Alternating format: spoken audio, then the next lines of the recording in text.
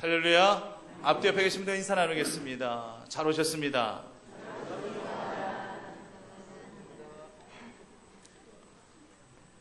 바울에게는요, 훌륭한 동역자들이 있었습니다.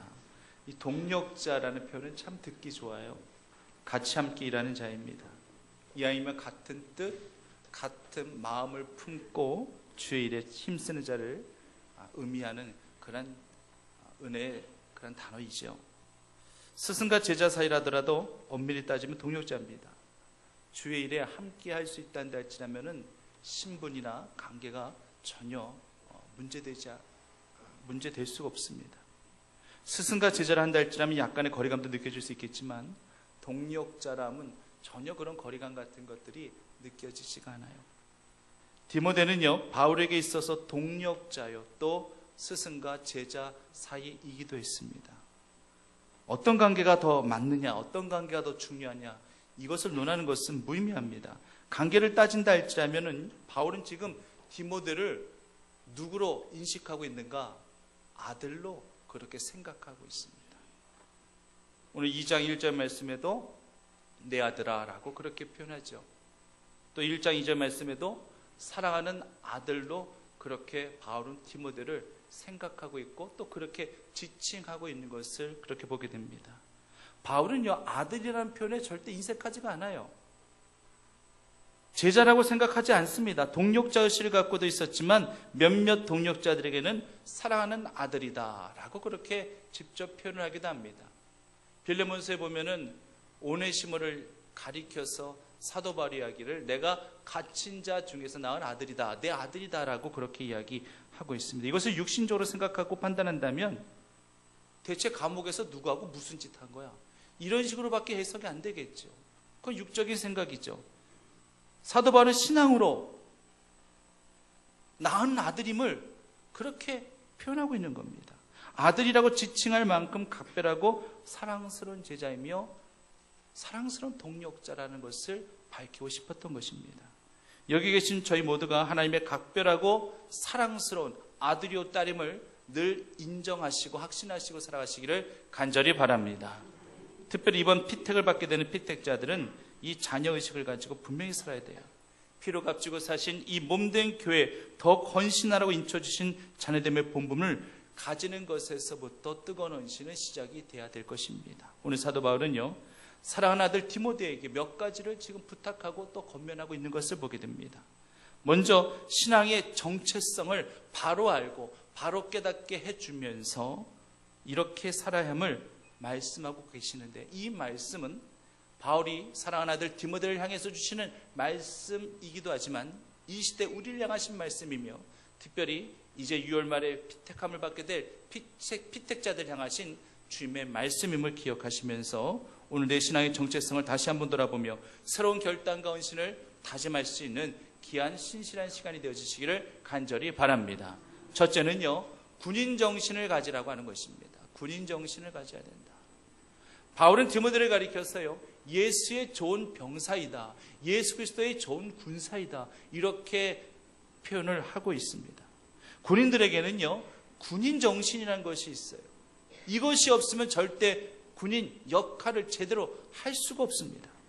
군대에서 때는 얼차려를 주고요, 군대에서 때는 기합을 주고, 때는 혹독한 훈련을 시키고, 때는 정훈 장교를 통해서 정신무장 의식교육을 계속시키는 이유는 해이해진 군인 정신을 다시금 일깨워주기 위함이에요.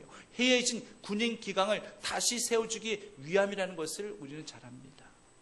우리에게 긴장감이라는 것이 매우 중요합니다. 일본에 수출하는 그런 강어와 우럭 같은 것들을 싱싱한 상태로 옮기려면요, 큰 수조 안에 뱀장어 한두 마리 정도만 딱 집어넣으면 된대요.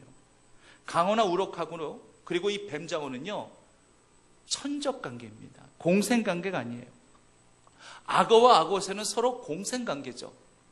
악어새는 악어 이빨 사이에 낀 그런 이 고기 찌꺼기를 먹는데, 악어새는 맛있게 먹고 배불리 먹어서 좋은 것이고, 악어는 또 개운하니까 또 좋은 거예요. 이런 관계를 서로 돕고 돕는 관계다 해가지고 공생관계라고 이렇게 이야기하지 않습니까?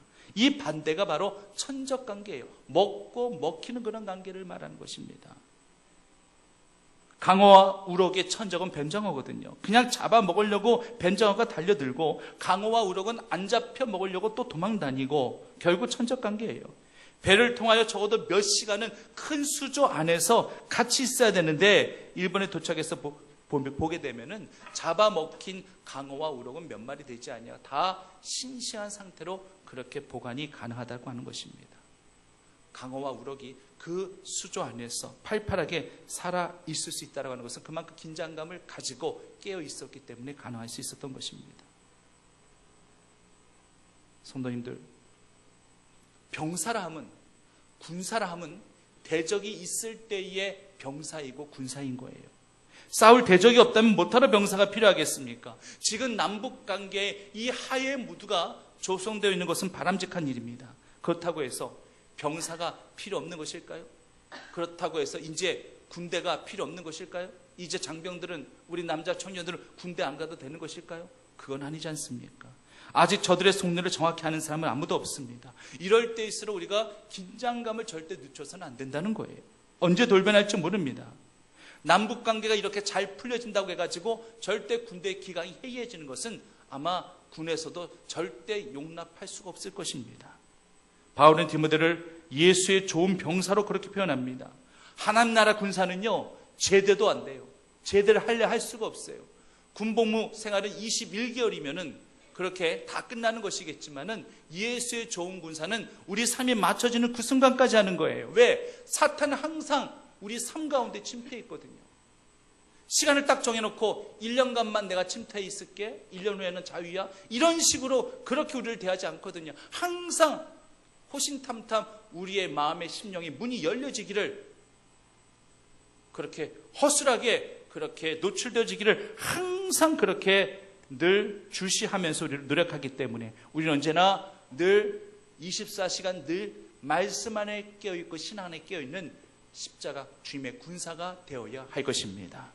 병사는요, 또 자기 생활에 얽매이지 않는다라고 사도 바울은 이야기하고 있습니다. 주님의 병사는 고난도 함께 받아야 된다라고 그렇게 말씀하고 계십니다. 주님의 군사는 훈련으로 만들어지는 것이고요, 주님의 군사는 그 훈련을 통해서 영성으로 그렇게 만들어져 가는 것입니다. 훈련받기를 거부하고 주님의 영성을 담기 원하지 않는다면 결국 도망병이 되는 거예요. 결국 탈영병이 되는 겁니다. 탈영병이 생기면 꼭 누가 출동하는 줄 아세요? 헌병이 출동합니다. 탈영병이 생겼다라는 그러한 보고를 받으면 항상 이 헌병이 출동하게 되어져 있어요. 그럼 그때부터 이제 뱀장어와 강어, 우럭과의 같은 그러한 잡히느냐 도망가느냐 이 싸움이 벌어지게 되는 거예요. 그런데요, 도망병치고 탈영병치고 편히 잠자는 사람 없어요. 결국에는 잡힙니다. 그래서 살아서 잡혀서 나오면 참 괜찮은데, 이 삶을 비관한 이 탈영병이 스스로 극단적인 그런 선택을 하는 경우에는 참 가슴 아플 때가 많죠. 우리도 마찬가지입니다. 우리가 주님의 품을 떠나서 이제 살 수 있다고 생각하십니까? 이제 여러분들이 하나님의 품을 떠나서 살 수 있다고 혹시 생각해 보신 적 있으십니까? 누군가가 여러분들에게 1억 1,000만 금을 준다고 하면서 당신의 영혼을 팔아라, 내가 사겠다, 1억 1,000만 금을 당신에게 줄 테니 정말로 이 땅 가운데 살아가면서 호의호식하면서 돈 때문에 전전긍긍하는 일은 없도록 내가 너에게 1억 1,000만 금을 부어줄 테니까 대신 나에게 너의 영혼을 나에게 팔아라. 그렇다 한들 여러분들이 그 영혼 팔겠습니까? 그 영혼 팔아버리면 끝이거든요. 내 영혼 팔면 난 지옥 백성을 영원히 살아가야 될 것이 뻔한데 그거 팔겠습니까? 그런 미련한 사람이 어디 있을 수 있겠습니까? 가룟 유다도 기껏 은 30에 예수님 팔아놓고서 나중에서야 후회합니다. 그래서 은 30도로 로마 군병에게 가져다 주려 했단다 할지라도 뭐가 그때선 이미 다 늦어버린 거예요. 그렇게 하는데 무슨 소용이 있었습니까? 우리는 결코 주님을 떠나서는 살 수 없는 존재가 되었습니다. 특히 교회 중직자들이나 픽택자들은 더더욱 그렇습니다. 이젠 내가 정말 예수의 좋은 군사가 되었음에 더욱더 감사하시면서 살아가시기를 간절히 바랍니다. 그리고 4절 말씀에 예수의 군사는 모집한 자를 기쁘게 해드려야 된다라고 그렇게 고백하고 있습니다. 지금 피택자들은요, 주일날마다 지금 피택 교육을 계속 받고 있어요. 주일날 하루만 교육받는 게 아니에요. 모든 공예배와 봉사와 섬김의 훈련들을 지금 하고 있습니다. 신앙 서적을 읽고 독후감도 써야 됩니다. 말씀 묵상 노트에 늘 매일 그 성경을 읽고 난 후 그 느낌과 또 감동을 또 계속 적어내야만 합니다. 이제 조금 있으면 또 이번 달 중순이나 하순에 예정되어 있지만 피택자들은 이 교회와 자신을 위해서 교회에서 또 릴레이 기도도 해야 됩니다. 결코 쉽지 않은 과정이에요. 하지만 훈련은 바로 이런 겁니다. 이 교육과 훈련을 제가 주도하고 제가 모집했다고 해서 피택자들이 저를 기쁘게 하기 위하여 이렇게 훈련받는 게 아니에요. 이 모든 것들을 주관하시는 이는 하나님이신 줄 믿으시기를 바랍니다. 하나님이 여러분을 예수의 좋은 군사로 만드시기 위하여 자기 생활에 얽매이지 않고 언제든지 주님을 위해서 시간을 내어드릴 수 있는 십자가 군사로 만드시기 위하여 때로는 아픔이 있어도 때로는 고난이 있어도 그거 나와 함께 고난을 받자라고 하는 거예요.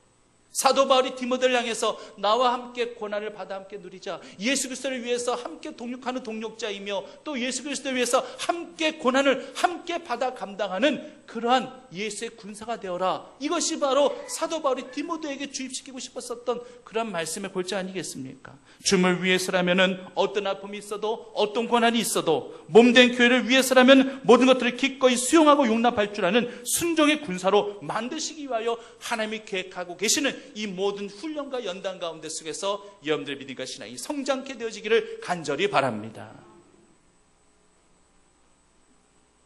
그러므로 피택자들이 이 모든 과정을 성실하게, 우리 하나님은 성실하신 하나님이에요.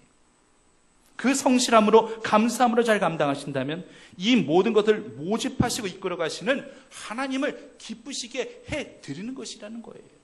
물론 저도 기쁘죠. 저는 그냥 하나님이 기뻐하시는 것에 그냥 덤으로 그냥 껴서 함께 덩달아 기뻐하는 것밖에 없는 거예요. 피택자들은 더 많은 시간들을 주님과 함께 해야 됩니다. 피로 값주고 사신 이 몸된 교회에 더 많이 머무시면서 더 뜨거운 헌신을 하셔야만 되는 것입니다. 도마가 왜 예수님의 부활을 믿지 못했느냐? 단순히 의심이 많아서다. 맞죠? 틀리지 않습니다.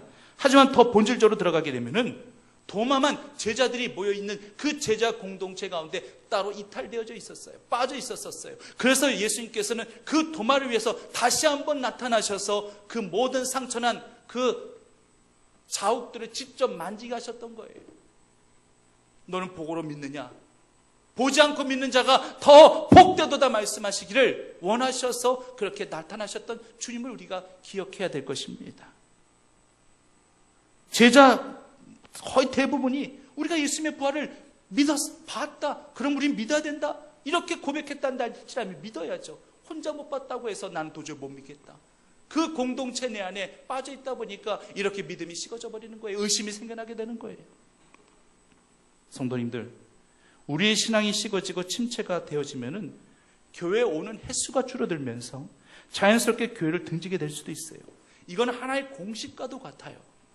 정말 부정하고 싶은 공식이지만 부정하기가 힘들어요. 신앙의 침체라고 하는 것은 교회에 오는 횟수를 줄게 만들며 자연스럽게 교회를 등지게 만들어버립니다. 저도 군생활을 해봤지만 군인은요, 군대에 있었을 때 가장 행복해야 되는 거예요. 처음 신병 때는 군대를 빨리 벗어나면 좋겠다는 생각밖에 없어요. 빨리 영내를 빨리 벗어날 수 있었으면 좋겠다라는 생각밖에 없어요. 휴가도 빨리 갔으면 좋겠다는 생각밖에 없어요. 하지만 군 부대를 빠져나가는 순간 어쩔 수 없이 개인적인 군 기강은 무너지는 거예요. 외출이나 휴가를 받아서 집이라도 오게 되면은요, 아무래도 예전에 그 생활 습관 방식으로 그냥 가게 되어져 있어요. 그리고 부대로 복귀하는 것이 그렇게 싫어요. 하지만 어쩔 수 없이 무거운 발걸음을 떼어 부대로 복귀해야만 합니다.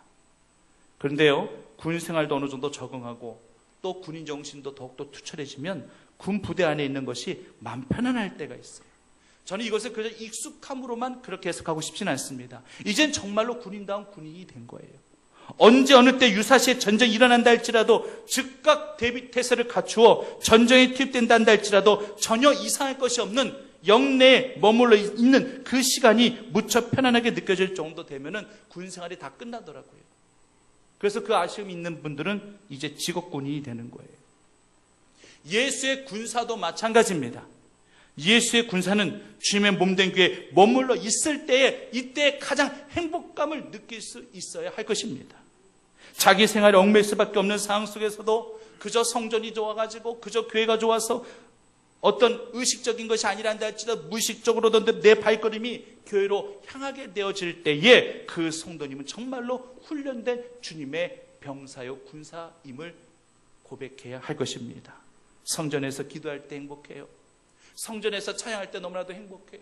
성전에서 주의 말씀을 들을 때 너무나도 행복하고요. 성전에서 힘들지만 육신은 좀 부담한다 할지라도 성전에서 헌신하고 봉사할 때 행복감을 누릴 수 있는 것, 이건 택하신 주님의 병사들만 누릴 수 있는 영적 특권임을 꼭 기억하시는 성도님들 되시기를 간절히 바랍니다. 그리고 둘째, 달리는 경주자임을 잊지 말라라고 하는 것입니다. 바울은 5절에서 경기하는 자는 법대로 다녀야 함을 말씀하고 있습니다. 군인들은요, 군법이라는 것이 있어요.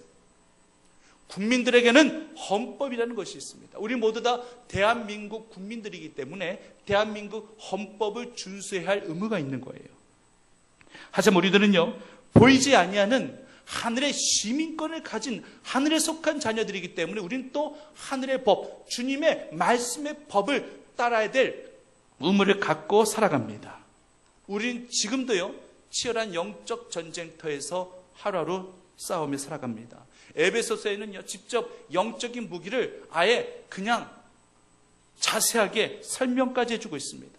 성령의 검을 가지라, 믿음의 방패를 가지라, 의의 흉배를 붙이라, 진리의 허리띠를 띠라, 복음의 신발을 신으라. 이 모든 것들을 갑절무장하고 영적 싸움에 승리하라. 이것이 바로 에베소서를 통해서 주신 사도 바울의 음성이고 주님의 음성이에요. 모든 경기에 룰이 있죠. 모든 경기에 규칙이 있습니다. 신앙의 싸움에도요, 룰이 있고요, 규칙이 있어요. 이 모든 것들을 갖추지 않으면 사탄과의 영적 싸움은 힘들어집니다.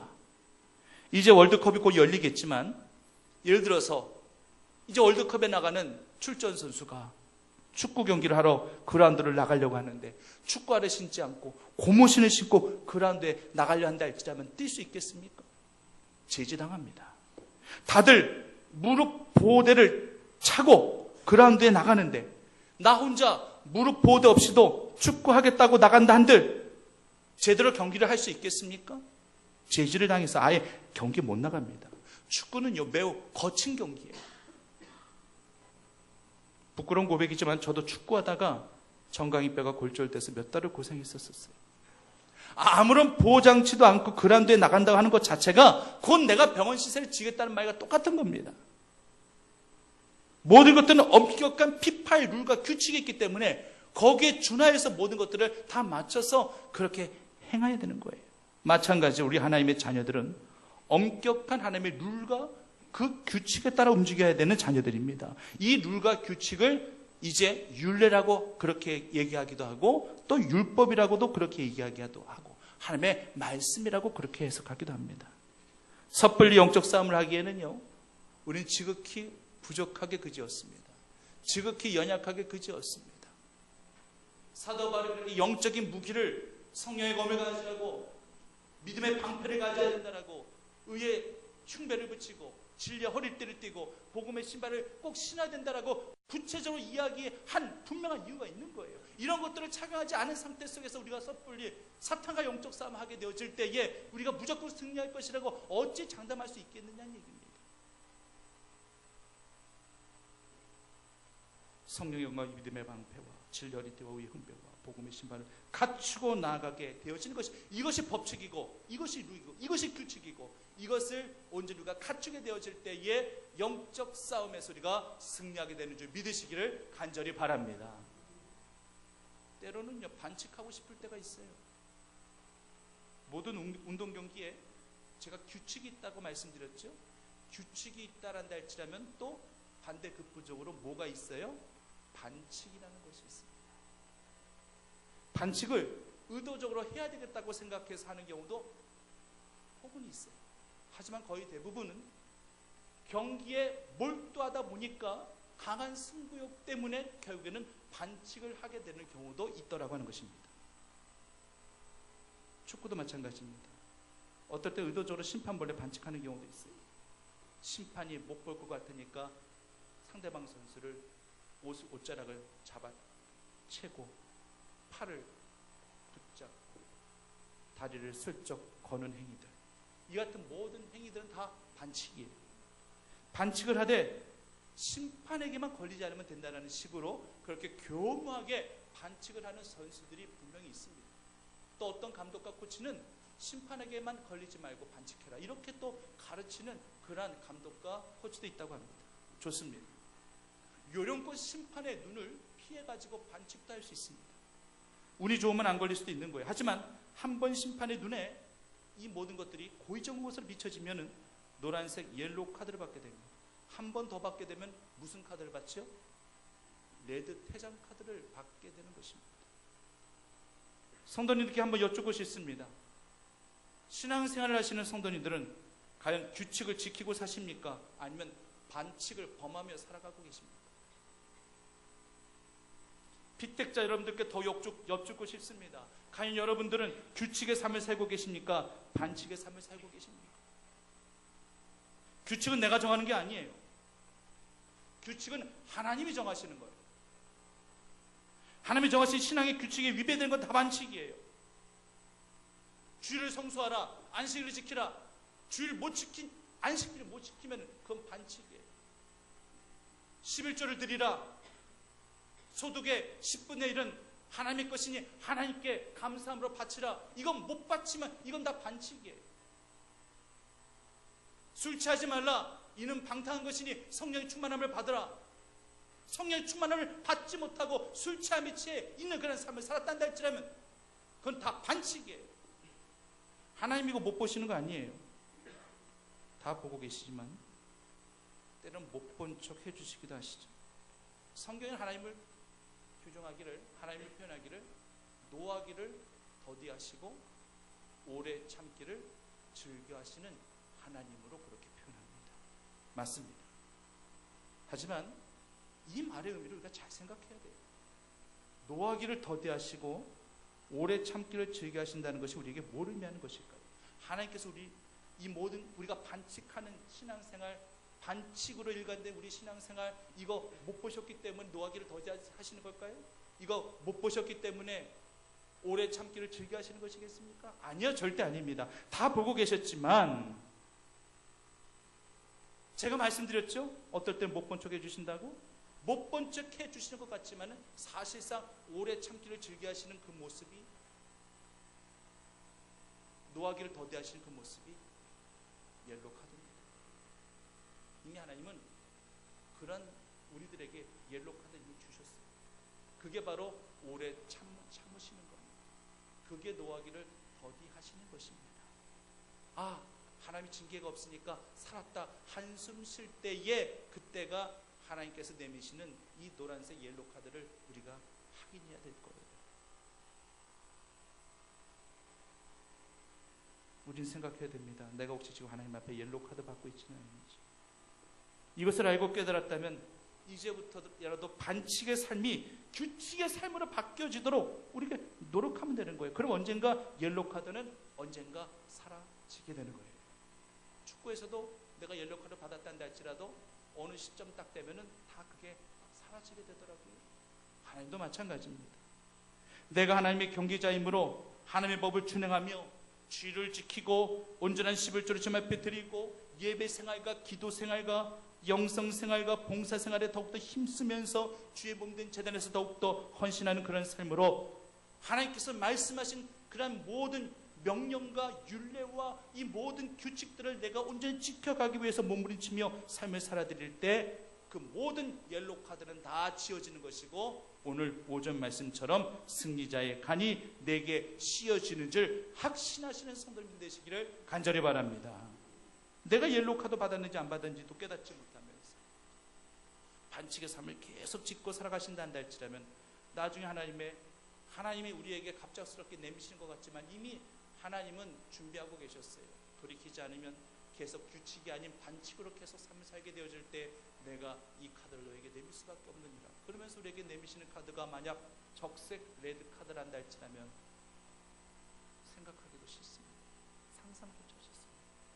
사울 왕이 받은 카드가 적색 레드 카드였다라는 거 잘 아시지 않습니까?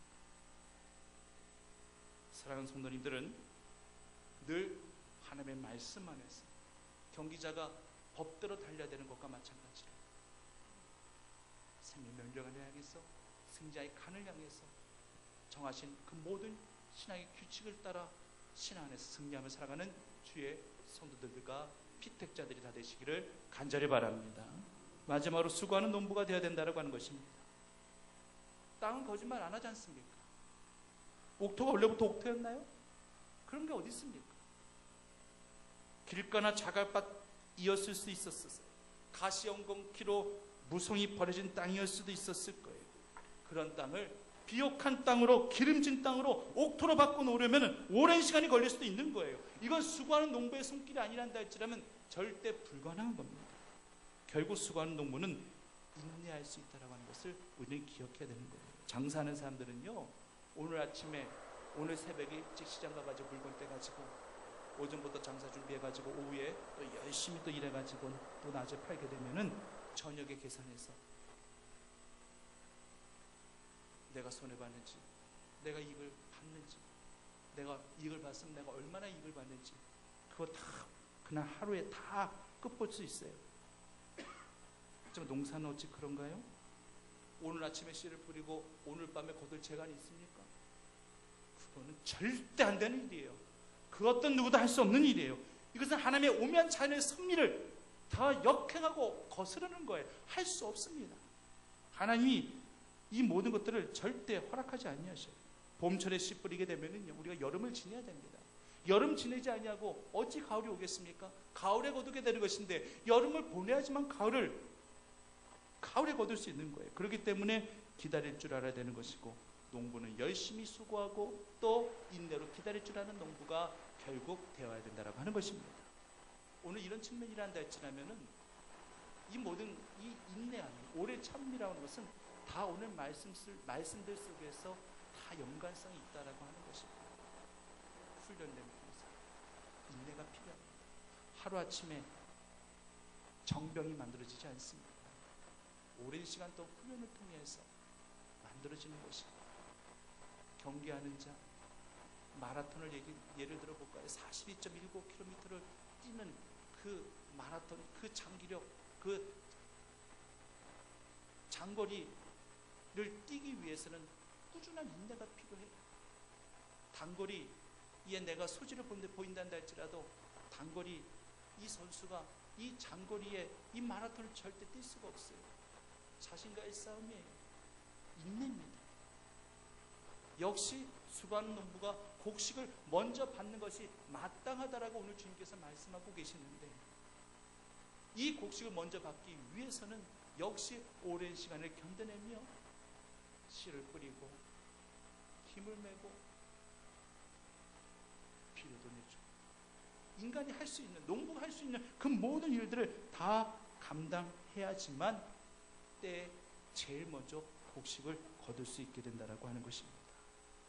여러분들의 발자국이, 여러분들의 손길이 더욱더 수고하는 농부의 손길과 농부의 발자국이 되어지기를 간절히 원합니다.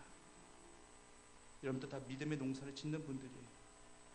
때를 잘 맞춰서 여러분들이 기도를 주님 앞에 올려드리죠. 어찌 보면은 씨를 뿌리는 행위일 수도 있습니다. 그 열매를 당장 거두지 못한다고 해서 우리는 때로는 의기소침하고 때로는 실족하는 경우들도 있습니다. 그러나 그 모든 과정들을 우리가 믿음으로 인내하며 견뎌내야 된다고 하는 것입니다.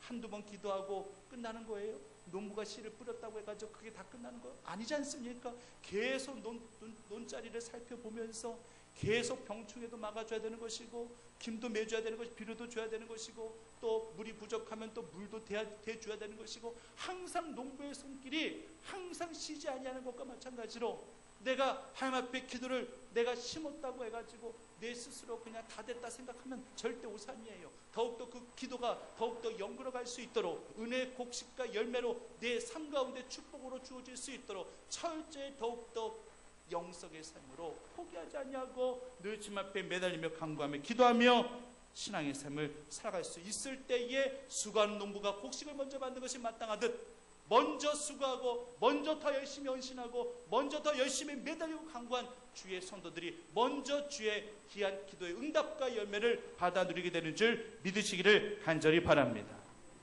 이제 말씀을 마무리합니다. 디모데는요, 바울에게 있어서 정말 친아들 이상 되는 그런 동력자요 제자였습니다. 바울은 그 어떤 동력자들보다도 이 디모데를 아끼고 사랑했습니다. 나이는 한참 어려요. 한참 어리지만 이 아들이 정말 로이스와 유니게로부터 할머니와 어머니로부터 신앙적인 교육을 잘 받아오면서 말씀 안에 견고히 서 있는 디모데를 발견하게 됩니다. 정말 복음을 위해서라면 정말로 이 사도 바울의 후견인 역할을 자청할 만큼 나이는 어리지만은 정말로 생각하고 또 의식하는 그 모든 바가 정말로 본받을 만한 그러한 내 아들과 같은 자녀라고 그렇게 늘 사도 바울의 디모데를 생각하고 있었습니다. 어떨 때는 그런 디모데를 의지하고 싶어 했던 마음도 느껴질 때도 있어요. 나이 어린 디모데였지만 바울에게는요, 기댈 수 있는 언덕과 같은 존재였습니다. 디모데는 1장 3절에서 5절 말씀에도 언급하고 있습니다만 바울이 인정하는 디모데는요, 청결한 양심을 가진 자였고 언제나 복음 앞에 눈물도 흘릴 줄 아는 자였고 무엇보다도 거짓이 없는 그런 믿음을 가진 자라고 그렇게 바울은 디모데를 소개하고 있습니다. 사랑하는 우리 성도님, 또 우리 피택자 여러분, 디모데 같은 청결한 양심을 가진 자, 그리스도의 성품을 가진 자, 무엇보다도 하나님의 은혜 앞에 눈물도 흘리며 고난과 아픔 앞에 때로는 아픔에 눈물도 흘려가면서 주님 앞에 위로를 받을 수 있는, 무엇보다도 순전한 믿음을 가지고 흔들림 없는 믿음을 가지고 거짓 없는 믿음을 가지고 주님 앞에 설 수 있는 여러분들과 피택자들이 다 되시기를 간절히 바랍니다. 오늘 말씀처럼 고난 함께 나누는 십자가 군사가 되시고요, 언제나 영적 싸움에서 늘 승리자의 간을 얻는 그런 승리자의 모습으로 주님 앞에 늘 설 수 있는 여러분들 되시고, 수고하는 농부의 모습과 같이 그렇게 주를 위해서, 교회를 위해서 언제나 헌신과 책임과 인내를 다하실 수 있는 피택자들과 저희 모두가 다 되어지기만을 간절히 축원합니다. 사역사하신 아버지 하나님, 사랑하는 아들 디모데야,